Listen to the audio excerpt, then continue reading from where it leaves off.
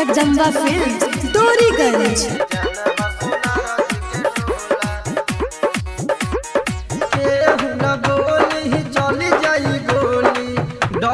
केहू से न जान हवे सोनार जी के टोला। केहू न बोली चली जाई गोली, डरी ह केहू से न जान हवे सोनार जी के टोला। ठोकलो पकेस नहीं होला हवे सोनार जी के टोला। ठोकलो पकेस नहीं होला जान ह सोनार जी के टोला।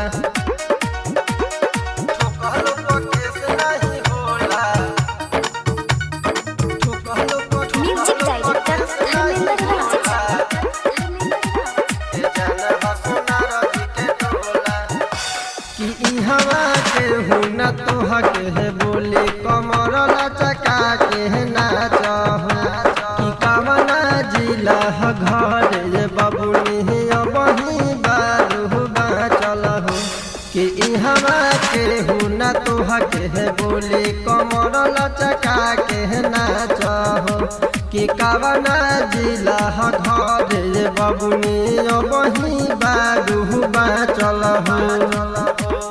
छपरा के लइकन के मान न मनवा, दूर से लेबू का तू जान हवे सोनार जी के टोला। ठोकलो पकेस नहीं होला हवे सोनार जी के टोला। ठोकलो पकेस नहीं होला जान ह सोनार जी के टोला।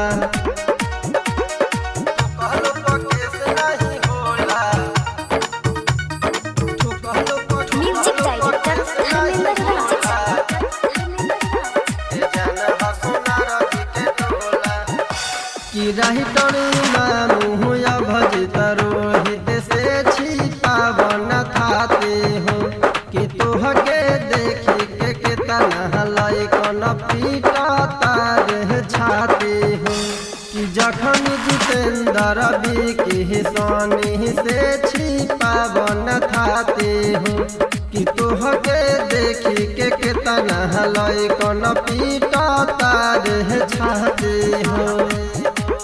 सोनी हल चले के का छोड़ दे बुमल के असही लागत आवे जान हवे सोनार जी के टोला।